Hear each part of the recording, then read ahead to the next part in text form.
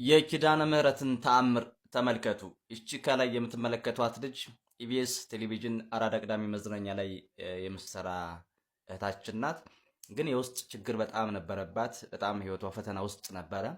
ይህም ፈተናዋን ችግሯን ግን ሰው ሊፈታላት አልቻለም። እንዲያውም ከንግግሯ እንደተረዳ ነው ሰዎች ሁሉ ራቁኝ ነው የምትለው።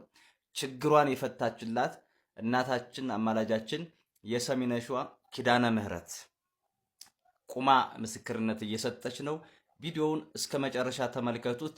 ዓለም ሁሉ ይስማው የኪዳነ ምህረትን ተአምር። ኮፒ ሊንክ ሼር አድርጉት። 7 ወር ሙሉ አንድ ጫማ ነበር የማደርገው፣ የምበለው፣ የምጠጣው። እኔም ቤተሰቦቼ የምናውቃለን ያሳለፍንበትን። በጣም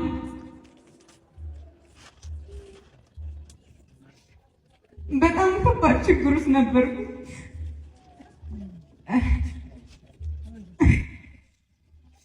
እና እኔና ባለቤቴ የምንኖርበት ቤት ውስጥ ፍራሽ ነበር የነበረ። ምንም ዕቃ አልነበረንም። በጣም እየሰጋው መጣው። እሰራለሁ፣ ገንዘቤ በረከት የለው። ብዙ ሰዎች የሚያውቁኝ ብዙ እንዳለኝ የተሻለ ኑሮ እንደምኖር ነበርና ከዛ በኋላ በጣም ጨነቀኝ። ጓደኞቼ ሁላ ማለት ምንም ስለሌለኝ በጊዜው ምንም የላትም፣ ፍራሽ ነው ዘርግታ የምትኖረው፣ ወደፊት ምንም ፊውቸር የላትም ብለው ሁሉም ጥለው የሚሄዱ፣ ብቻዬን ቀረው።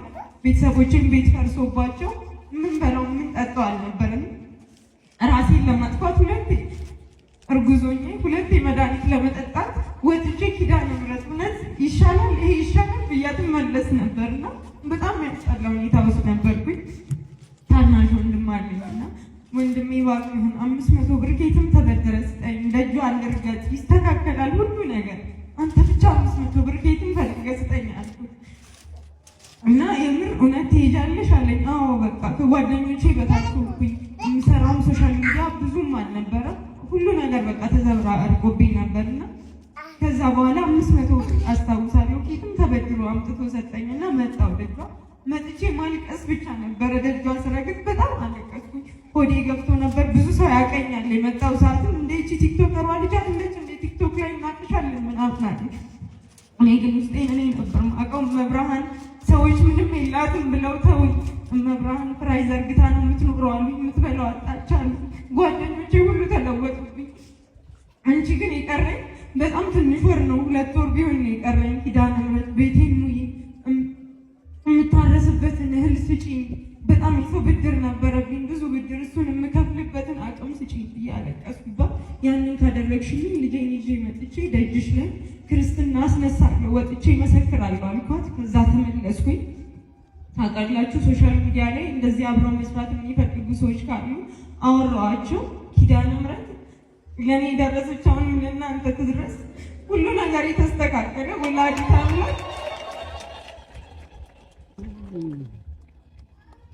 እንደ ሰው ትንሽ ነገር አይደለም የሰጠችኝ፣ በጣም ትልቅ ነገር።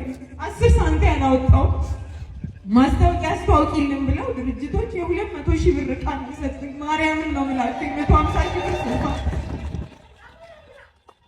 እህሌን አስፈጨው፣ ልጄን አስመጥቼ ክርስትና አስነሳውና ከዛ በኋላ ደግሞ መብርሃን የልጆቼ የሆነ ነገር እንደ ወጥቼ የምገባበት ከሰው ብድር ቤተሰብ ማልጠይቅበት እኔን ራሴን ችዬ ለሰው የምተርፍበት እንጀራ ስጪኝ፣ አሁን ይሄን አስተካክለሽልኛል ብዬ ክርስትናውንም 10 ብር ሳላወጣ መስክር ያለው ቲክቶክ ላይ አውጥቼ ኪዳነ ምህረት ድል አድርጋ ደግሳ የ200,000 ብር ድግስ ነው የተደረገው።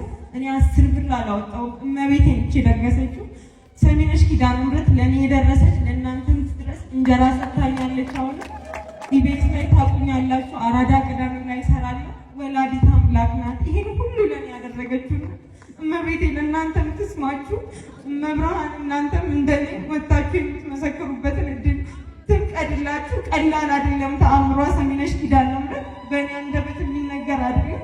ይሄንን አድርጋልኛለች። ከምሰራው ፕሮሞሽን ከሚያሰሩኝ ላይ ቃል ኪዳን በገባሁት መሰረት በገዳሟ